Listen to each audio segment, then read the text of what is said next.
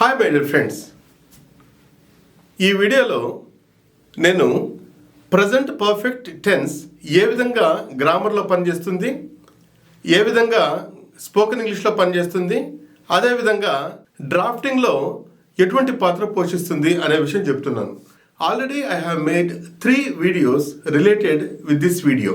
ఈ వీడియోకి సంబంధించి నేను 3 వీడియోస్ చేశాను. ఇవి డిస్క్రిప్షన్ బాక్స్లో ఉంటాయి. తెలుగు లాంగ్వేజ్లో ఎన్ని సబ్టెన్సెస్ ఉన్నాయి, ఇంగ్లీష్ లాంగ్వేజ్లో ఎన్ని సబ్టెన్సెస్ ఉన్నాయి, తెలుగులో ఉన్న 6 సబ్టెన్సులకు, ఇంగ్లీష్లో ఉన్న 12 సబ్టెన్సులకు పోలికలేంటి, భేదాలేంటి అనేది మనము ఒక వీడియోలో చేసాము.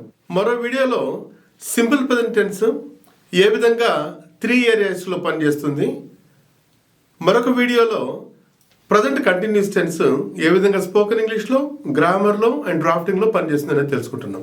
ఇప్పుడు ప్రజెంట్ పర్ఫెక్ట్ టెన్స్ అంటే మెయిన్ టెన్స్ ఏంటంటే ప్రజెంట్ టెన్స్. ప్రజెంట్ టెన్స్ అనే మెయిన్ టెన్స్లో 4 సబ్ టెన్స్లు ఉంటాయి. Simple present tense, present continuous tense, present perfect tense, present perfect continuous tense. మూడో సబ్ టెన్స్ అయిన ప్రజెంట్ పర్ఫెక్ట్ టెన్స్ ఏ విధంగా స్పోకెన్ ఇంగ్లీష్లో పనిచేస్తుంది, ఏ విధంగా గ్రామర్లో పనిచేస్తుంది, అదేవిధంగా ఏ విధంగా డ్రాఫ్టింగ్లో పనిచేస్తుంది అనేది మనం చెప్పుకోబోతున్నాం. స్పోకెన్ ఇంగ్లీష్లో ఏంటంటే situation, completed action. See here just simple completed యాక్షన్కి వాడతాం. ఇదివరకు ఒక వీడియోలో చెప్పాను, జరిగిపోయిన చర్యలను తెలియజేయుటకు తెలుగులో ఒకే ఒక సబ్టెన్స్ ఉంటే ఇంగ్లీష్లో 3 సబ్టెన్స్లు ఉన్నాయి. అవి present perfect tense, simple past tense and past perfect tense. See here for expressing completed actions. నేను వెళ్ళానండి, అది మనం సింపుల్ పాస్ట్లో చెప్పుకోవచ్చు, ప్రజెంట్ పర్ఫెక్ట్లో చెప్పుకోవచ్చు, అదే పాస్ట్ పర్ఫెక్ట్లో చెప్పుకోవచ్చు, ఏదైనా చెప్పచ్చు. For expressing our ideas, that is important thing. And at the same time maintaining fluency is important. Don't go for flimsy rules of English grammar. Okay, yes. Then grammar తీసుకున్నామంటే grammar ఎప్పుడు పనిచేస్తుంది? ఇక్కడ competitive ఎగ్జామినేషన్లో కానీ మీ ideas black and వైట్లో Jat down చేసేటప్పుడు మాత్రం grammar పక్కా follow కావాల్సిందే. దీంట్లో అత్యంత ముఖ్యంగా మనం గుర్తుపెట్టుకోవాల్సింది ఏంటంటే కీవర్డ్స్. ప్రతి ఒక్క సబ్టెన్స్ కు a set of keywords are there. We have to keep all the keywords of certain subtenses in our mind. So ఎప్పుడైతే ఫలానా కీవర్డ్ వస్తే ఆ అప్రోప్రియేట్ సబ్టెన్స్ని మనం యూజ్ చేయాలి. కాబట్టి కీవర్డ్స్ని మనం గుర్తుపెట్టుకోవాలి. దెన్ డ్రాఫ్టింగ్లో ఏంటంటే కాన్సెప్ట్. ఏ కాన్సెప్ట్లో మనము ఏ విధంగా వాడాలి. So this is important thing. ఈ మూడింటిని మనము జాగ్రత్తగా చెప్పుకున్నామంటే we get mastery over English language. ఈ మూడిట్లో దేంట్లో లోపించినా కానీ జస్ట్ మనం పెరిఫెరల్గా ఉన్నట్టే. బాగా గ్రామర్ వచ్చి స్పోకెన్ ఇంగ్లీష్ ఫ్లూయెన్సీ లేదనుకోండి, నాట్ కంప్లీటెడ్. అదేవిధంగా గ్రామర్ వస్తుంది, డ్రాఫ్టింగ్ చేస్తాం, స్పీకింగ్ ఉండదన్నమాట. అటువంటిప్పుడు కూడా మనం ఇదిగా ఉన్నట్టు. స్పోకెన్ ఇంగ్లీష్ అప్పుడు we have to express our ideas using basic tenses.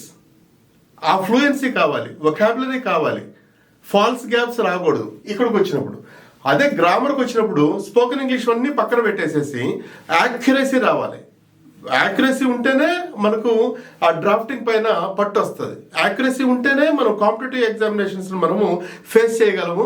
ఆ పేపర్స్ మంచిగా మనం మన పర్ఫార్మెన్స్ చూపించగలం. ఎందుకంటే ఎక్కువగా ఈ కాంపిటేటివ్ ఎగ్జామినేషన్స్ ఎక్కడెక్కడ ఉంటాయంటే ఇంగ్లీష్ ఎక్కడెక్కడ ఉంటుందంటే bank examinations, central government examinations, తర్వాత వచ్చేసి ఎస్ఎస్సి ఎగ్జామినేషన్స్ అంటే స్టాఫ్ సెలక్షన్ కమిషన్ ఎగ్జామినేషన్స్, ఈ గ్రూప్స్ ఎగ్జామినేషన్స్.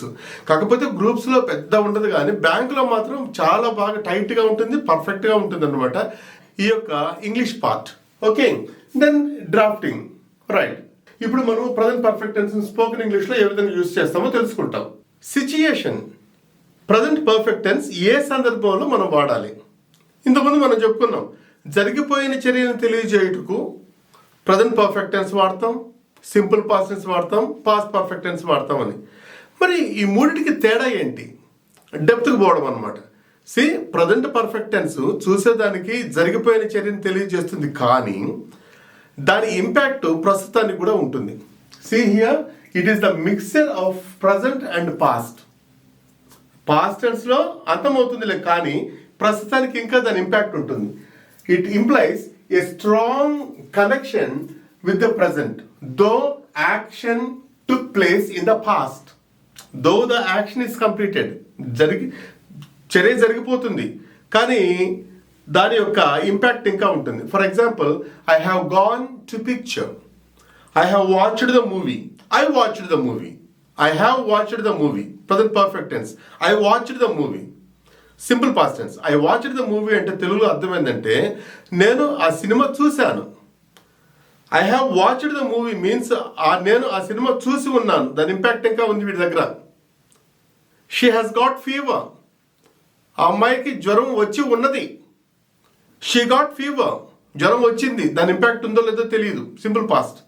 ప్రజెంట్ పర్ఫెక్ట్ టెన్స్లో ఏంటంటే దాని ఇంపాక్ట్ ఇంకా ఉంటుంది అన్నమాట. అటువంటి సందర్భంలో మనం జాగ్రత్తగా చూసి వాడాలి. ఇక స్పోకెన్ ఇంగ్లీష్ అంటారా, వాటి కోసం మనం చూసామంటే మనకు ఫ్లూయెన్సీ పోతుంది. ఫాల్స్ గ్యాప్స్ వచ్చేస్తాయి మనం వెతుక్కున్నట్టు మాట్లాడేటప్పుడు. వెతుక్కోకుండా మాట్లాడగలగాలి ఫస్ట్. ఆ తర్వాత గ్రామర్ నేర్చుకోవాలి. అప్పుడు ఆ గ్రామర్ను మనం స్పోకెన్ ఇంగ్లీష్లో అప్లై చేసినప్పుడు వెరీ ప్యూరిఫైడ్ స్పోకెన్ ఇంగ్లీష్ వస్తుంది.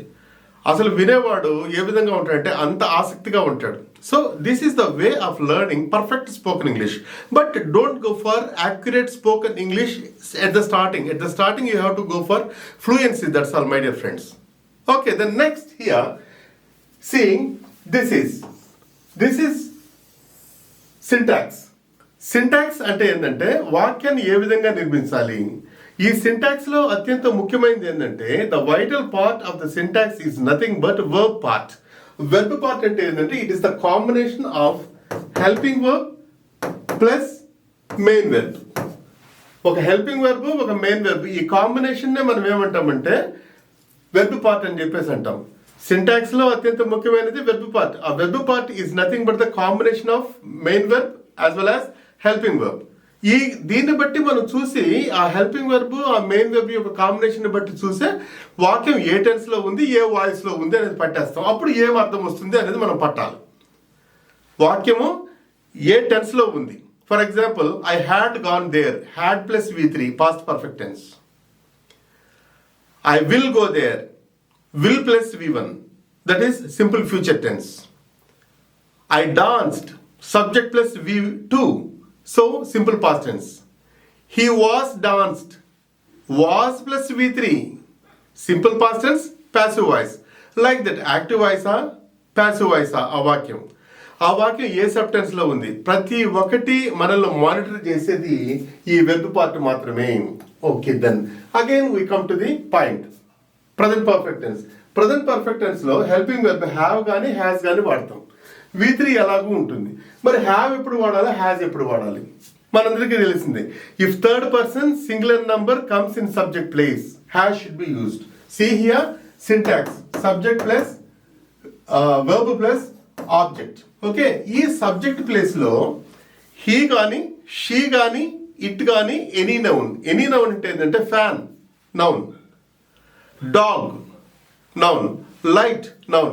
అట్లా సింగిల్ నౌన్ సబ్జెక్ట్ ప్లేస్ లో వస్తే అది third person singular number. He, she, it or any noun. అది సబ్జెక్ట్ ప్లేస్ లో వస్తేనే. ఆబ్జెక్ట్ ప్లేస్ లోకి వస్తే వాటికి పర్సన్సే ఉండవు.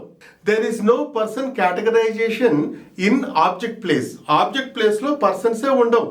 For example, I purchased a computer అని అన్నప్పుడు ఐ సబ్జెక్ట్ ప్లేస్ లో ఉంది, కంప్యూటర్ ఆబ్జెక్ట్ ప్లేస్ లో ఉంది. కంప్యూటర్ అనే దానికి పర్సన్ ఉండదు. సబ్జెక్ట్ ప్లేస్ లో ఉన్న ఐకి మాత్రమే person, first person singular number. For example, see here the computer works well అని అన్నప్పుడు సబ్జెక్ట్ ప్లేస్ లో కంప్యూటర్ వచ్చింది కాబట్టి దానికి మాత్రం పర్సన్ ఉంటుంది. ఎనీ నౌన్ కాబట్టి that is third person singular number. Be careful. Okay, yes, that is over. See here I have gone. Have plus V3. He has gone. Has plus V3. Why has is used here? Because he is third person singular number. Now that's why has is used. They have gone. So these are the verb parts. So in spoken English, present perfect tense is used for expressing completed actions. Okay, that's over. Next, see some examples in spoken English. See here, this is completed action, Then I have made a video.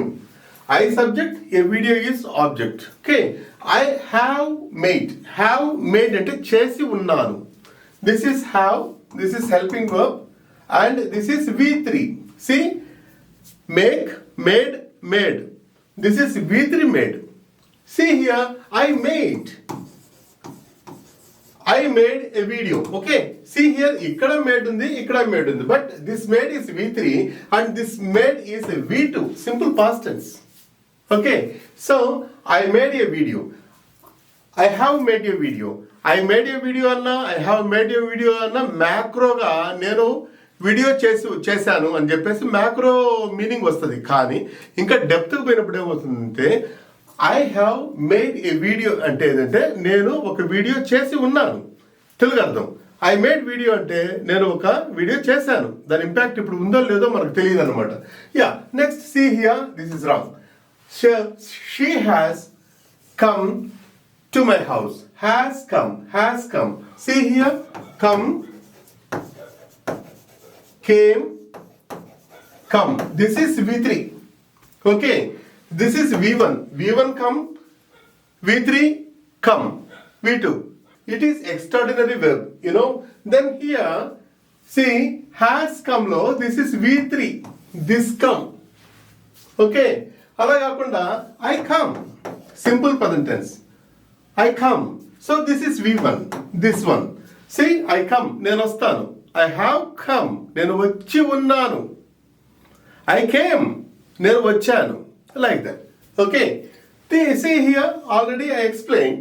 See, this is he, she, it, any noun comes in subject place. It is third person singular number. Whenever third person singular number comes in subject place, has is used when you construct a sentence in present perfect tense. Then coming to grammar point of view, how it is used. Competitive ఎగ్జామినేషన్లో ఏ విధంగా present perfect టెన్స్ని మనం గుర్తించాలి, ఏ విధంగా దాన్ని మనం correction of sentences చేయాలి, ఏ విధంగా spotting errors చేయాలి అని మనం తీసుకున్నామంటే కీవర్డ్సే. కాంపిటేటివ్ ఎగ్జామినేషన్లో మెయిన్ థింగ్ ఏంటంటే keywords and analysing the situation there. See here, these are all the keywords. Just now, recently, already, so far, yet, then lately, by time. These are the important keywords for making use of present perfect tense. So already అని వచ్చింది అనుకోండి, తప్పనిసరిగా మనం ఏం చేయాలి, ఆ వాక్యాన్ని present perfect టెన్స్లో పెట్టాలి. వేరే వాక్యంలో పెట్టామంటే that is wrong sentence. Already I intimated, wrong sentence. Already I have intimated. Already I made 3 videos. That is wrong sentence. Already I have made 3 videos. Like that. ఇక్కడ చూడండి, just now my friend has come. Just now my friend has sung a song. Like that, just now. ఇప్పుడు చూడండి, now. Just now లేదు, only నవ్వే వచ్చింది. మరి నవ్వు వచ్చింది అనుకోండి, అప్పుడు మరి what is the keyword? Now my friend has Sung the song అని అంటే దట్ ఈస్ రాంగ్ సెంటెన్స్. మరి ఏది కరెక్ట్ ఉంటుంది? ఆల్రెడీ మీకు చెప్పాను ఇది వరకే. So now is nothing but it is the keyword for present continuous tense. Now I have gone, that is wrong sentence. Now I am going. Just I am going, that is wrong sentence.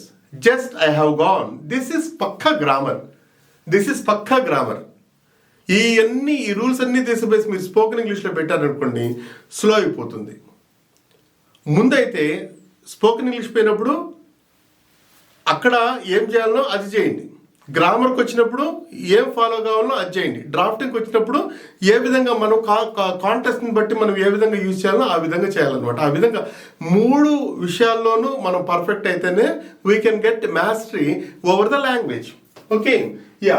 Then coming to drafting, present perfect tense is used particularly in drafting service certificates and leave letters.